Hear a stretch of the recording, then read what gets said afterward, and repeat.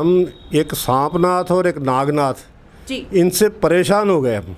जी सांपनाथ और नागनाथ ने पब्लिक के लिए बहुत ही घिनौने काम किए हैं। राजस्थान में बदलते राजनीतिक समीकरण नई दिशा की ओर बढ़ रहे हैं। ऐसे में कोटा बूंदी जो हॉट सीट बनी हुई है, वहां पर भारतीय जवान किसान पार्टी के प्रत्याशी ने अपने धुआंधार जनसंपर्क और आम जनता में लोकप्रियता को चलते बिरला गुंजल का समीकरण बिगाड़ने का दावा किया। कोटा बूंदी लोकसभा चुनाव में ऐतिहासिक जीत का दावा कर रहे भारतीय जवान किसान पार्टी के प्रत्याशी बलदेव सिंह फौजी ने सूचना इंडिया को अपना विशेष साक्षात्कार दिया। उन्होंने बताया कि इस चुनाव में उनका क्या विशेष मुद्दा रहने वाला है। फौजी ने अपनी चुनावी घोषणा आगे देखिए कोटा सूचना इंडिया में ब्यूरो चीफ देवा पटेल की खास रिपोर्ट में। नमस्कार, आदाब, स्वागत है आप सभी का सूचना इंडिया न्यूज चैनल में। जैसे कि दोस्तों आप देख सकते हैं, लोकसभा चुनाव कोटा बूंदी के प्रत्याशी हमारे बीच में मौजूद है। भारतीय जवान किसान पार्टी से बलदेव सिंह फौजी हमारे बीच में मौजूद है। आइए सीधा जुड़ते हैं और जानते हैं कि आखिरकार उन्होंने कब सोचा लोकसभा चुनाव में अपना नामांकन भरने के लिए और इस चीज को आगे बढ़ाने के लिए। स्वागत है आपका, क्या कहना चाहेंगे बलदेव सिंह जी आप? सबसे पहले तो मैं आपके चैनल का धन्यवाद करता हूं जी जो कि हमारी आवाज़ को पब्लिक तक पहुंचाने की प्रयास कर रहे हैं। जी मैं आपका बहुत बहुत धन्यवाद करता हूं। बिल्कुल, जैसे कि भारतीय जवान किसान पार्टी से आप प्रत्याशी हैं, नामांकन भरा है आपने, क्या कहना चाहेंगे किसानों के हित में क्या बदलाव होना चाहिए? क्या देखते हैं समीकरण, राजनीतिक समीकरण को लेकर क्या कहना चाहेंगे? सीधा क्या बोलना चाहेंगे आप? राजनाथ समीकरण में हम एक सांपनाथ और एक नागनाथ जी इनसे परेशान हो गए हम। जी सांपनाथ और नागनाथ ने पब्लिक के लिए बहुत ही घिनौने काम किए हैं। वो जो काम किए इन लोगों ने, हम उन कामों की वजह से चुनाव लड़ रहे हैं ताकि पब्लिक को जगाया जा सके और इन अपर क्लास के 6000 आदमियों को नंगा किया जा सके। बिल्कुल, वो कौन से काम है जो बताना चाहेंगे जनता को? आखिरकार क्यों वोट दे भारतीय जवान किसान पार्टी को? देखो, ये जनता को बताना चाह रहा हूँ, जी परिवार परिवार जी जुड़ के एक गांव बनता है और गांव गांव जुड़ के एक देश बनता है। ये सांपनाथ और नागनाथ जो है, जी ये कौन सा राष्ट्रवाद की बात कर रहे हैं? जी जब हमारे परिवार ख़त्म कर रहे हैं तो हमें इनके आगे डट के खड़े होने की ज़रूरत पड़ी और उसके लिए हमने पार्टी बनाई, जी बीजेकेपी, भारतीय जवान किसान पार्टी, जी जिसके अंदर जो जवान है वो चाहे आर्मी का हो, चाहे CISF का हो, BSF का हो, किसी का भी जवान है, चाहे पुलिस का ही हो, उसको हम जवान मानते हैं। और किसान के साथ किसान, मजदूर और छोटे दुकानदार और मेहनतगार लोगों को किसान मानते हैं। क्या लगता है, क्या उद्देश्य है आपकी पार्टी को? क्या लगता है क्या बदलाव कर पाएगी अगर आपकी पार्टी, देख सकते हैं जनता पसंद करती है अगर आपकी पार्टी को हमारी सत्ता में आती है तो? हमारी पार्टी जो है जी ने जो प्रस्ताव लिया, निर्णय लिया पार्टी को खड़ा करने ने, हम 2020 से पार्टी को खड़ा कर रहे थे। 2021 में इसकी रजिस्ट्रेशन करा दी, राष्ट्रीय पार्टी है। जी तो राष्ट्रीय पार्टी ने निर्णय लिया कि हम किसी से कोई अलायंस नहीं करेंगे, 543 सीटों पर चुनाव लड़ेंगे। जी हो सकता है कि हमें कैंडिडेट ना मिले हों या किसी वजह से 150 कैंडिडेट कम रह जाएं, लेकिन हम सभी जगह चुनाव लड़ रहे हैं। इसके अंदर जितने भी एक्स सर्विसमैन हैं, चाहे वो किसी भी डिपार्टमेंट का एक्स सर्विसमैन है, वो हमारे साथ है, हमारा कार्य करता है। जो ये सांपनाथ नागनाथ ने मेरे परिवार ख़त्म करने की कोशिश की, उसका एक थोड़ी सी उदाहरण आपको बताता हूँ कि उन्होंने सबसे पहले कांग्रेस ने जो बहन भाई की प्रॉपर्टी में नाम ऐड करके बहन भाइयों को लड़ाया, परिवारों को लड़ाया। जो अच्छे परिवार हैं, 70% परिवार हैं जो आज भी बहन भाई के रिश्ते को ईमानदारी से निभा रहे हैं। कुछ गलत परिवार हैं, 30% लोग, लालची लोग, लोभी लोग, गंदे लोग, वो आज बहन भाई के रिश्ते को ख़राब कर रहे हैं, बहन को परेशान करते हैं कि जा तू तो अपने भाई से हिस्सा लेके आ, जा अपने भाई से मसाला लेके आ। तो उस ये कानून आने से वो बहन जो है परेशान रहती है ससुराल में। बीजेपी का भी तो UCC कानून के ऊपर मोदी जी ने कहा है कि UCC, one vote one nation, क्या कहना चाहेंगे इस पे? विसंकल्प पत्र जारी हो चुका है बीजेपी का भी, क्या कहना चाहेंगे, क्या बोलना चाहेंगे आप? बीजेपी जो है वो झूठ बोलती है, जो कहती है वो नहीं करती, उससे उल्टा करती है। इसलिए मैं बीजेपी की बात को विश्वास नहीं करता कि बीजेपी सही बोल रही है। दूसरा जो बीजेपी ने हमारे परिवार ख़त्म करने के लिए काम किया है वो ये किया है कि लड़की की शादी 21 साल की, मैं इसके ऊपर कोई कमेंट नहीं करना चाहता। मैं ये चाहता हूँ कि लड़की की 21 हो, 19 हो, 18, 20 जो मर्जी करो, लेकिन लड़की जो है पढ़ लिख के, और बच्चा जो है आपका पढ़ लिख के जवान हो जाए, अपने पैरों से रहे, उसकी शादी कर दो। बिल्कुल, आपकी क्या घोषणा ठीक है जनता है, लेकिन यहाँ तो हो गया।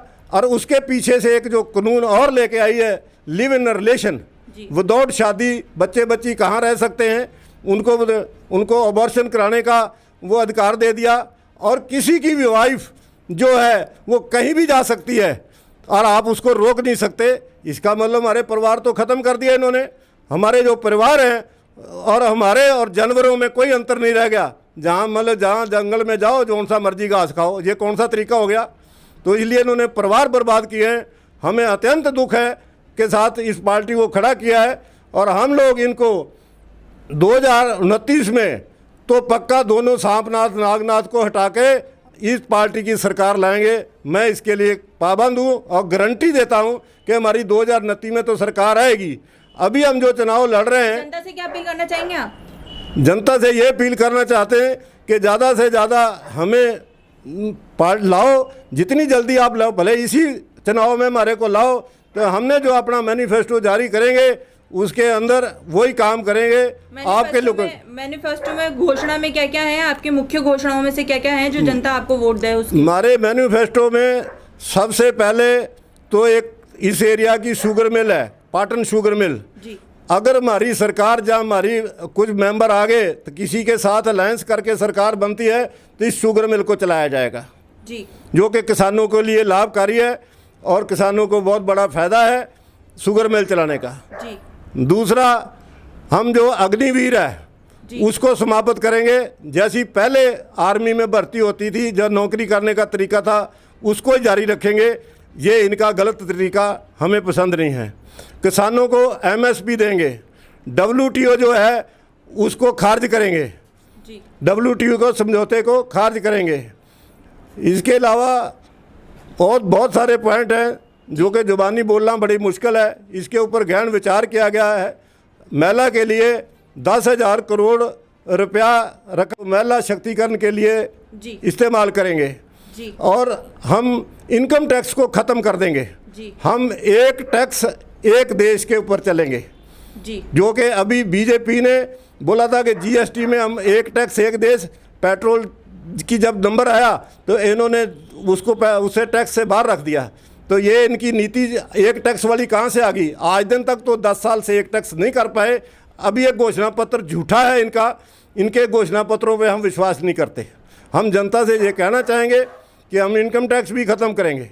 इनकम टैक्स जो है वो बहुत गलत तरीके से लिया है। जहाँ पर इनकम टैक्स का रेंज इतना कर देंगे कि ताकि आम आदमी को परेशानी ना हो।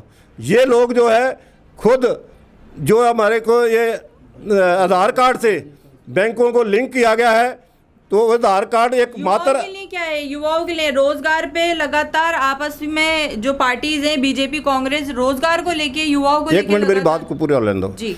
जो आधार कार्ड है वो उसको मात्र एक ID रहने देंगे, बाकी उसको ख़त्म कर देंगे।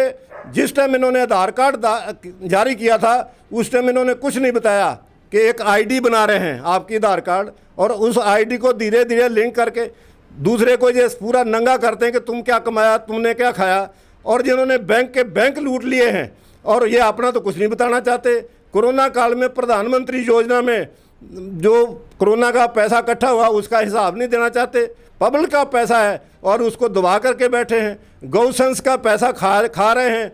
अपने जो है RSS के विंग है उनको दिया जा रहा है मुफ्त में, वो भी गलत है। गौ पालन जो है, जब पशुपालन इंसान का मुढ़ला अधिकार है, तो गौ पालन को बीच में भी इन्होंने मतलब गलत कर रखा है। इधर तो 250 करोड़ रुपया इन लोगों ने जो ये कत्ल खाने में से गऊ को बीफ बेचते हैं उनसे 250 करोड़ रुपया इधर गौसेंस लगाते हैं। इनकी दोहरी राजनीति जो है हमें पसंद नहीं है, इसलिए हमने पार्टी खड़ी की है और महाराष्ट्रीय पार्टी है और हम इन सांपनाथ और नागनाथ को सबक सिखा कर रहेंगे। बिल्कुल, आप जवान भी रह चुके हैं, सरहद पे आपने लड़ाई भी लड़ी इस देश के लिए, क्या कहना चाहेंगे जवानों के हित में, क्या बोलना चाहेंगे सीधा युवा? जवानों के हित में ये बोलना चाहता हूँ कि इस देश के अंदर 4 वर्ग है जी। लोअर वर्ग, मिडिल वर्ग, अपर वर्ग और एग्जीक्यूटिव वर्ग। जी। एग्जीक्यूटिव वर्ग के 200 आदमी इस देश में हैं, वो चुनाव नहीं लड़ते, उनको वोटों से कुछ नहीं लेना, वो खरीदते हैं सरकार को, जैसे कि मोदी को खरीदा हुआ है। सरकारें 1947 से बिकती आई हैं कि वो कोई 10 पैसे बिका है, कोई 20 पैसे, कोई 50 पैसे, और मोदी जी तो 100% से भी छोटा पड़ रहा है बताने के लिए, 1000% बिका हुआ है। तो इसलिए हमारा भला नहीं कर सकता। मोदी झूठ बोलता है, दुनिया में सबसे झूठा आदमी गूगल पे देख लो, मोदी का नाम आता है। जनता तो पसंद कर रही है लेकिन मोदी को, जनता वो पसंद कर रही है जिनका दिमाग निकाल लिया इन्होंने। मोदी की गारंटी हर जगह छा रही है। मोदी की गारंटी कोई नहीं है, मोदी की तो गारंटी तो छोड़ो, वारंटी भी नहीं है जी। वारंटी भी नहीं है, गारंटी तो बहुत दूर की बात है, वारंटी भी नहीं है उसकी। उसने आज दिन तक कभी सच्ची बात बोली ही नहीं, सही बात बोली कोई नहीं है। इसलिए मैं मोदी जी का विरोध करता हूँ। हमारे बिल्कुल, क्या लगता है आपकी पार्टी कितनी सीटें निकाल पाएगी 543 में से? हमारी सीटें, हम तो देखो, हम पहली बार आए हैं, जितनी भी निकल जाए वो हमारा बोनस है। जो भी सीटें निकले हम कोशिश करेंगे हर सीट निकले, लेकिन अब मेरे कहने से तो नहीं निकलेगी। हमारी पार्टी काम करेगी, लोगों को अपना एम बताएगी, लोगों को घोषणा पत्र बताएगी, तो लोग समझेंगे। समझने में 1980 में बीजेपी को भी एक ही सीट मिली थी जी। तो इसलिए हम उम्मीद करते हैं कि बीजेपी का तो रिकॉर्ड जरूर तोड़ देंगे। बिल्कुल, क्या अपील करना चाहेंगे, क्या जनता से अपील करना चाहेंगे, क्यों आखिरकार आपकी? मैं जनता से अपील करना चाहता हूं कि मैं चुनाव अपने लिए नहीं लड़ रहा, मैं जनता के लिए चुनाव लड़ रहा हूं। अगर जनता समझती है कि हमारे लिए चुनाव लड़ रहा है, मैंने बहुत सारी बातें बता दी हैं, इतनी ज़्यादा तो बताई नहीं जा सकती जी। बातें तो बताता रहूँ तो पूरी रात को भी बताता रहूँगा, अगले दिन तक 24 घंटे बोल सकता हूँ, इतनी शक्ति महाराज ने दी है। पर लिमिटेड जो बातें बोल रहा हूँ, अगर इसी से समझदार को इशारा बहुत है। अगर जनता ये समझती है कि हमारे घर परिवार इन्होंने बर्बादी के ऊपर ले आए हैं, रंडवे काम किए हैं, और हमारे पास यूरोपियन कल्चर थोपा जा रहा है, ये हमें कतई पसंद नहीं है, हम इसको डिनाई करते हैं। बिल्कुल बिल्कुल दोस्तों, जिस प्रकार से आपने देखा सुना जाना है कि किस तरह से आप देख सकते हैं बलदेव सिंह फौजी ने अपनी बात रखी, अपनी पार्टी के समक्ष बात रखी कि आखिरकार जनता को भी तीसरा मौका देना चाहिए, किसी और पार्टी को चुनकर दूसरी सत्ता लानी चाहिए। जैसे कि आप देख सकते हैं सभी प्रत्याशियों की अपने अपने अलग विचारधारा है, अपने अपने अलग घोषणा पत्र है, अपने अपने अलग संकल्प पत्र है। ये तो आखिरकार जनता ही फिक्स करेगी कि आखिरकार किसे उन्हें चुनना है और किसकी सत्ता को सत्ता के अंदर लाना है। ऐसी बहुत सी जानकारी के लिए आप हमारे माध्यम से जुड़े रहिए। मैं ज़ेबा पटेल स्पेशल रिपोर्ट के साथ, धन्यवाद।